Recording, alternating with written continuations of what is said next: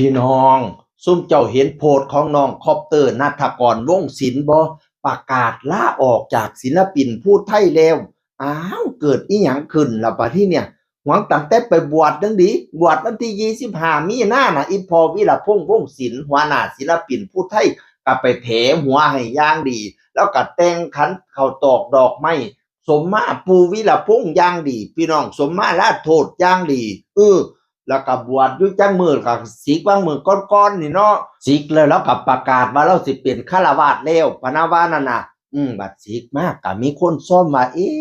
คือบ่เห็นน้องคอปเตอร์ไปขึ้นเวทีแล้วก็มาโพสต์ว่าเหงาพี่น้องเอ่ยเหงาบ่ทันใดผันมาโพสต์อีกบัดเนี่ยโพสต์ประกาศยุติบทบาทเราเขียนไว้จังซี่ล่ะน้องคอปเตอร์ขอยุติบทบาทขอลาออกจากการเป็นศิลปินวงศิลปินภูไทยนับตั้งแต่บัดนี้เป็นต้นไปด้วยเหตุผลส่วนตัวครับขอบคุณปู่วีพ่อมาร์คที่ให้โอกาสเด็กน้อยคนนี้ได้มีเวทีได้ยืนสง่าให้แฟนๆได้รู้จักคอปเตอร์ส่วนการดำเนินชีวิตข้างหน้าจะเป็นอย่างไรฝากแฟนๆติดตามลูกด้วยนะครับอย่าถิ่มอย่าป๋าบักลาเด้อครับขอบคุณครับว่าซั่นว่าอย่าถิ่มอย่าป๋าบักลาเด้อครับขอบคุณครับขอบคุณปู่วีขอบคุณพ่อมาขอบคุณศิลปินผู้ไทยที่ได้มีโอกาสได้ไปยืนอยู่เวทีอันสง่าพี่น้องเอ่ยบนลู่ต้นใช้ไปเหตุอะไรทำไมเทียอัน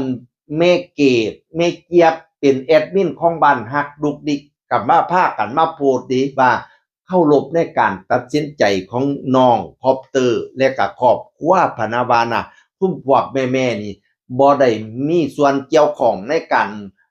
การตัดสินใจครั้งนี้แต่ก็ยังสิติดตามน้องคือเก่าตามซัปพอร์ตตามดูแลน้องคือเก่าฝากแม่ๆทั้งหลายเข้ามาเป็นแรงเชียร์แรงใจให้น้องแน่เด้อติดตามกันอันเป็นศิลปินการดำเนินชีวิตของน้องต่อไปว่าสิเป็นจังได๋พะนะว่าสรุปแล้วก็บ่ฮู้เหตุฮู้ผลเที่ย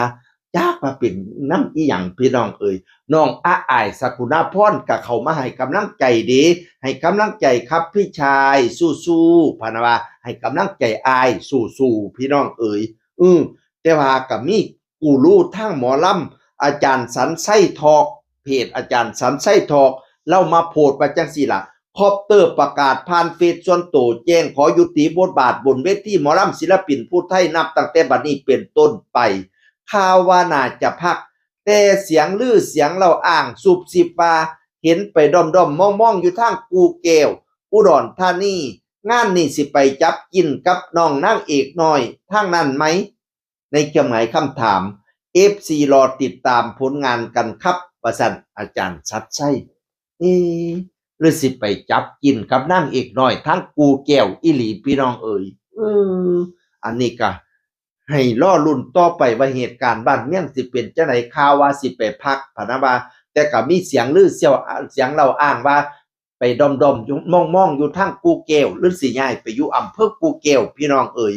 ติดตามตอนต่อไปแล้วย่ามาแชร์โพสต์นี่นำดี